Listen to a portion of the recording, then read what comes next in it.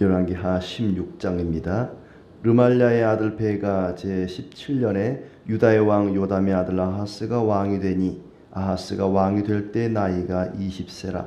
예루살렘에서 16년간 다스렸으나 그의 조상 다윗과 같지 아니하여 그의 하나님 여호와께서 보시기에 정직히 행하지 아니하고 이스라엘의 여러 왕의 길로 행하며 또 여호와께서 이스라엘 자손 앞에서 쫓아내신 이방 사람의 가증한 일을 따라 자기 아들을 불 가운데로 지나가게 하며 또 산당들과 작은 산 위와 모든 푸른 나무 아래에서 제사를 드리며 분향하였더라.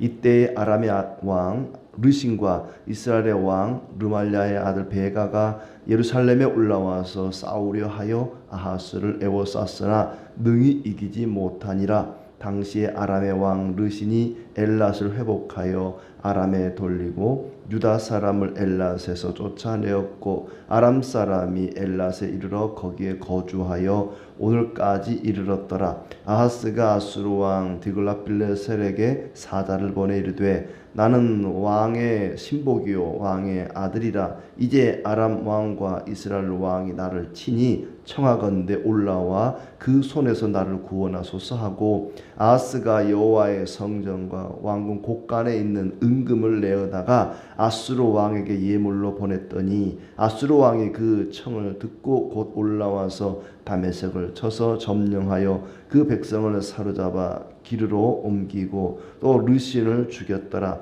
아하스 왕이 아수르의 왕 디글랏빌레셀을 만나러 다메섹에 갔다가 거기에 있는 제단을 보고 아하스 왕이 그 제단의 모든 구조와 제도의 양식을 그려 제사장 우리아에게 보냈더니 아하스 왕이 다메섹에서 돌아오기 전에 제사장 우리아가 아하스 왕이 다메섹에서 보낸 대로 모두 행하여 제사장 우리아가 제단을 만든지라. 왕이 다메섹에서 돌아와 제단을 보고 제단 앞에 나아가 그 위에 제사를 드리되 자기의 번제물과 소제물을 불사르고 또 전제물을 붓고 수은제 짐승의 피를 제단에 뿌리고 또 여호와의 앞 곧 성전 앞에 있던 놋제단을 새 제단과 여호와의 성전 사이에서 옮겨다가 그 제단 북쪽에 그것을 두니라. 아하스 왕이 제사장 우리아에게 명령하여 이르되 아침 번제물과 저녁 소제물과 왕의 번제물과 그 소제물과 모든 국민의 번제물과 그 소제물과 전제물을 다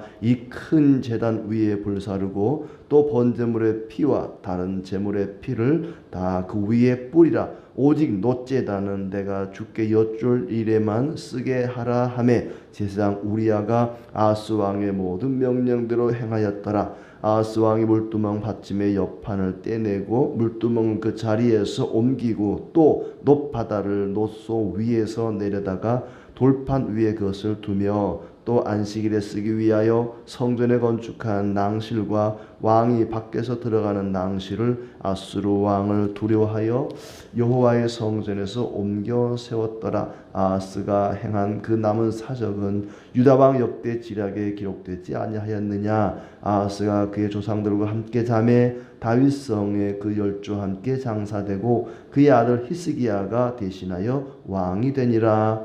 아멘. 예, 반갑습니다. 오늘도 하나님이 우리와 함께 하시고 때를 따라 은혜 주시기를 진심으로 축복합니다. 드디어 히스기야라는 왕이 나오는데 그 직전에 히스기야의 아버지 아하스 왕에 대한 이야기입니다. 그러니까 지금 왕들의 이야기가 북쪽으로 갔다 남쪽으로 왔다 왔다 갔다 하는데 아하스 왕, 히스기야 왕, 이 사람들은 남쪽 왕입니다. 남쪽 유다의 왕인데 이 아하스 왕은 요담의 아들이고 20살의 왕이 되어 16년간을 통치했습니다. 이 왕에 대한 아하스 왕에 대한 평가는 3절에 나온 것처럼 다윗과 같지 아니하여 하나님 보시기에 정직히 행하지 아니했다. 오히려 이방 사람의 가증한 일을 따라 자기 아들을 불 가운데로 지나가게 했다. 가장 그 더러운 우상 중에 하나가 아들을 제물로 바치는 겁니다. 자기 아들을 불 가운데로 지나가게 했다. 죽여서 불태워 제물로 드린 정도는 아니지만은 그의 버금가는 불 가운데로 아들을 지나가게 하는 일을 따라했다는 겁니다. 누가요? 유다의 왕 아하스가 그랬다는 겁니다. 그리고 산당에서 제사를 드렸다. 앞에 왕들도 계속해서 하나님 보시기에 정직했지만 산당만은 제거하지 못했다, 이런 내용이 나오는데 부모 세대가 그걸 제거했어야죠. 부모가 아예 산당을 없애버리고 우상을 깨끗이 치워버렸더라면 자녀 세대가 그것을 섬기지 않았을 텐데 하는 생각이 듭니다. 부모는 자녀들에게 유해 환경을 다 정리해주고 깨끗하게 하고 건강하고 좋은 환경에서 자랄 수 있도록 길을 안내해주는, 또 길잡이 역할을 해줄 필요가 있죠. 산당들을 제거했더라면 우상 숭배를 방지할 수 있었을 텐데 그렇게 하지 못했기 때문에 자녀 세대도 당연히 우상 숭배, 또 산당에서 제사 드리는 일을 하게 되고 심지어 더 심한, 더 극악한 자식들을 제물로 삼는 일들이 또 벌어졌던 것입니다. 그때 아람 왕과 이스라엘 왕이 합세해서 유다를 쳐들어왔습니다. 그러니까 북쪽과 가까웠던 나라가 아람이라는 나라, 강대국이죠. 남쪽에 있는 이제 유다는 아수르와 또 손을 잡게 됩니다. 아람 왕과 이스라엘 왕이 쳐들어왔지만 이기지를 못했다 하고 7절에 아하스가 아수르 왕 디글랏빌레셀에게 사자를 보내서 도와주시오. 지금 북쪽에 있는 이스라엘이 아람과 손을 잡고 우리를 치려고 합니다. 그러니 당신들이 우리를 도와주시오. 형님 집, 동생 집이 마주보고 있는데 형이 그 이웃에 있는 다른 A라는 형한테 형, 나랑 같이 우리 동생을 치자 하니까 동생도 또 B라는 가까운 동네 형한테 형이 우리 형하고 저 A라는 형하고 좀 물리쳐 주세요. 좀 나 좀 도와줘요. 그냥 도와주겠습니까? 왕궁과 또 성전의 곳간에 있는 은금을 내어다가 예물로 주면서 나는 당신의 아들입니다. 나는 왕의 신복이요, 왕의 아들입니다. 형님, 나 좀 도와주십시오. 제가 형님 좋아하는 예물을 잔뜩 드리겠습니다. 하나님께 드리는 은금을, 하나님께 바쳤던 예물을 갖다가 깡패 같은 사람한테, 아수르 왕에게 갖다 주면서 나 좀 도와줘 형. 저놈들 좀 쫓아내죠. 이때 이사야가 이제 활동을 했는데 그러지 말고 아수르에게 손을 내밀지 말고 하나님께 기도해라. 하나님께 도움을 청하라고 하는데도 아하스 왕은 말을 듣지 않습니다. 참으로 안타까운 일이죠. 아수르 왕이 올라와서 이제 도와주는데 아람 나라 다메섹을 점령합니다. 참 당장 위기를 모면하기 위해서 예물을 주어서 돌려보내지만은 계속해서 아수르로부터 괴롭힘을 당하고 나중에 북쪽 이스라엘은 이 아수르 손에 결국 망하고 맙니다. 애초부터 끌어들인 것이 잘못이죠. 그런데 이제 또 하나의 사건이 10절부터 나옵니다. 아수르 왕이 아람 나라의 다메섹을 점령을 했습니다. 그러자 남쪽 유다 왕이 자기를 도와줬던 형이 상대방 수도를 점령을 했으니까 궁금하기도 하고 축하할 겸 이 아수르가 점령한 다메섹을 이제 방문하게 되죠. 이 디글랏빌레셀, 이름도 어려워요. 디글랏빌레셀을 만나러 다메섹을 갔습니다. 근데 다메섹에 딱 가서 보니까 제물을 드리는 제단이 커다란 제단이 있는 거예요. 이야, 기가 막히다. 멋있네. 우리 제단은 말이지, 성전에 있는, 예루살렘에 있는 제단은 조그만 해가지고 물론 그것도 작은 건 아닌데 비교해 보니까 이 다메섹에 있는 이방 우상의 제단이 너무 크고 멋있어 보이는 거예요. 함께 갔던 제사장한테 제사장은 같이 가지 않았겠네요. 함께 갔던 이제 신하에게 이 제단의 구조 어떻게 생겼는지, 얼마나 큰지 이런 것들을 그려가지고 예루살렘에 있는 제사장 우리아에게 보내죠. 야, 이대로 좀 한번 만들어 봐라. 다메섹에서 이 아하스가 돌아오기도 전에 우리아 제사장이 성전에다가 다메섹에 있는 이 제단과 똑같이 그려보낸 그림 그대로 제단을 새롭게 만들었다는 것이죠. 참 불쌍한 사람이죠. 제사장이면, 하나님을 섬기는 사람이면 아무리 왕이 그렇게 시킨다 할지라도 폐하 아니되옵니다. 전하 아니되옵니다. 이건 아닙니다.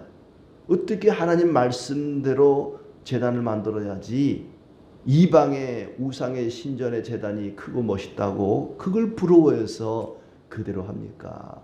이건 아니 됩니다라고 말렸어야 되는데 오히려 왕이 돌아오기도 전에 과잉 충성 미리 떡 만들어 놓고 칭찬받으려고 기다리고 있었던 것입니다. 아하스가 돌아오기 전에 우리아가 제단을 만들었다. 그리고 아하스가 이제 돌아와서 제사를 드립니다. 12절 왕이 다메섹에서 돌아와 제단을 보고 제단 앞에 나아가 그 위에 제사를 드렸다. 그리고 온갖 종류의 제사를 거기서 드립니다. 기존에 있던 하나님 말씀대로 지어진 제단은 치워버렸습니다. 저쪽 한쪽 구석으로 14절에 여호와의 앞 곧 성전 앞에 있던 놋제단을 새 제단과 여호와의 성전 사이에서 옮겨다가 그 제단 북쪽에 그것을 두니라. 저쪽 한쪽 구석에 치워버리고 원래 있던 기존의 제단은 혹시 내가 여호와께 뭔가 물어볼 일이 있을 때 그때만 내가 사용하겠다. 덮어놓은 겁니다. 한쪽에 방치를 해둔 거죠. 우리아가 모든 일을 왕의 명령대로 했다. 적어도 하나님을 섬기는 사람이라면, 제사장이라면 목에 칼이 들어와도 나는 하나님 말씀대로 살리라. 뭐 이런 정신이 있어야 되는데 목에 칼이 아니라 왕이 칼도 안 들었는데 알아서 척척 왕의 말은 잘 듣습니다.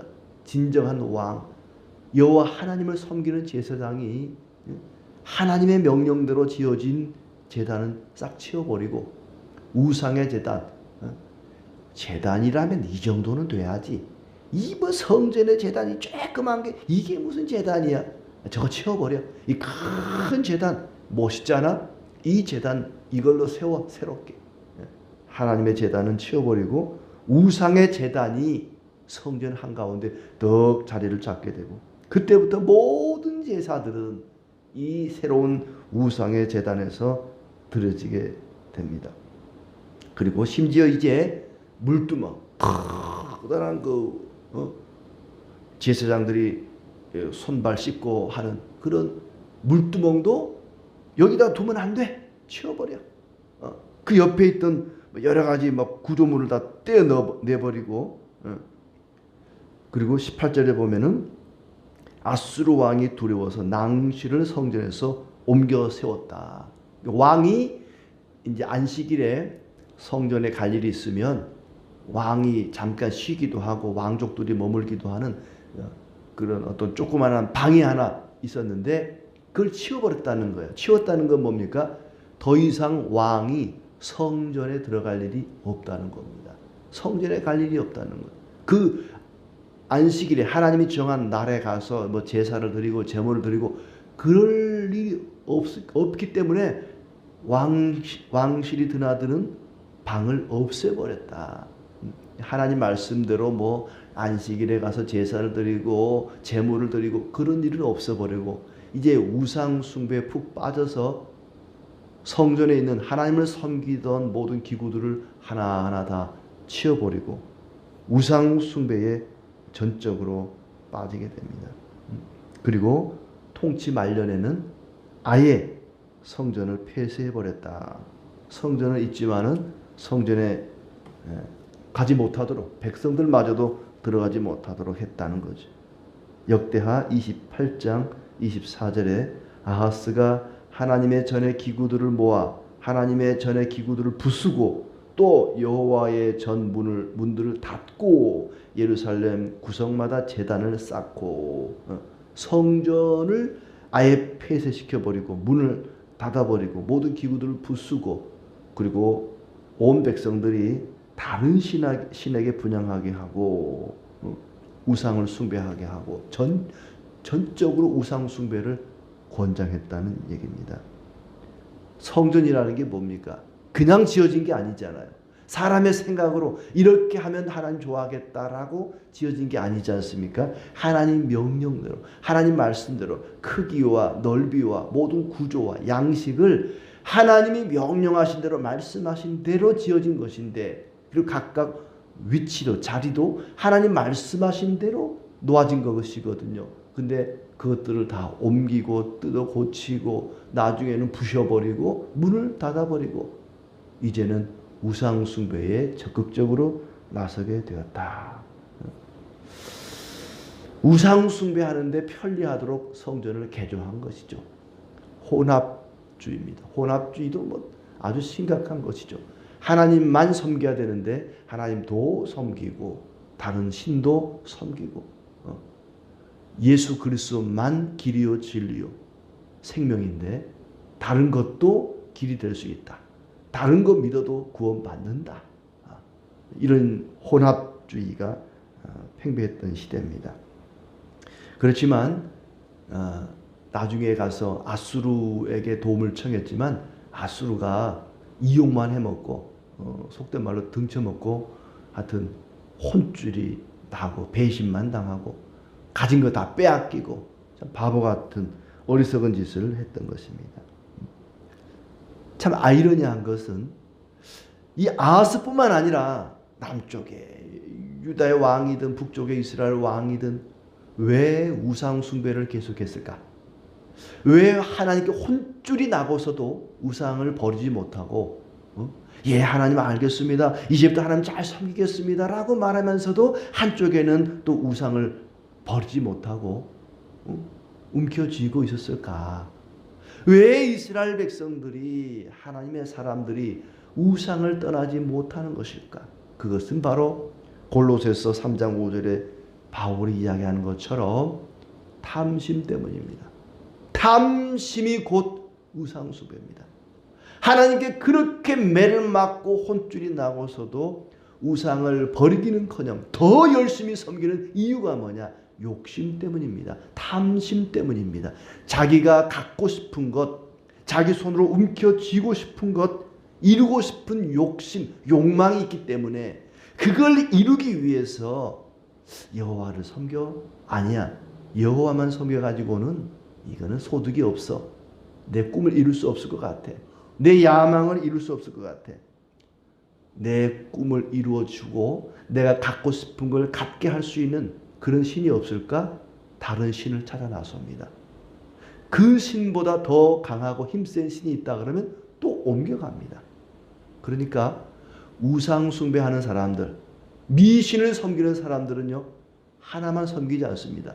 이신 저신 잡신들을 다 섬기는 거예요. 점점 무당을 찾고 점쟁이를 찾고 부와 권력과 명예와 세상에 갖고 싶은 것들을 갖기 위해서 이신 저신들을 찾아다닙니다. 어디에다 투자하면 성공할 것 같습니까? 제가 이번에 이 회사에 취직하는데 잘 될 것 같습니까? 제가 이 남자랑 결혼하고 싶은데 행복하게 살 수 있을까요? 자기가 이루고 싶은 것, 갖고 싶은 걸 갖기 위해서 물어보는 것입니다. 그러나 우리 하나님은 그런 데 관심이 있는 분이 아닙니다. 우리가 이 세상에서 잘 먹고 잘 사는 데 관심이 있는 분이 아닙니다.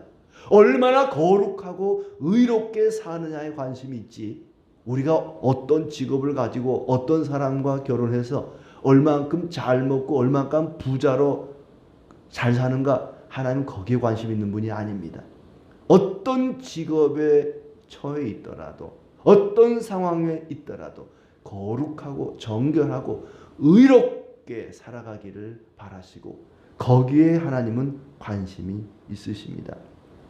하나님은 하나님이 주시려고 하는 것, 하나님이 기대하는 것에는 별로 관심이 없었습니다. 오히려 자기가 갖고 싶은 것, 자기가 누리고 싶은 것, 그런 것에만 관심이 있었죠.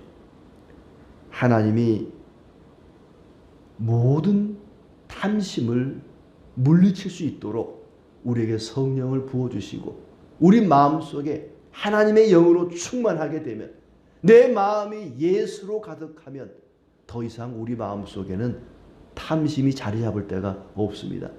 그 탐심을 물리칠 수 있는 방법은 여호와로 인하여 만족하고 여호와는 나의 목자시니 내게 부족함이 없으리로다.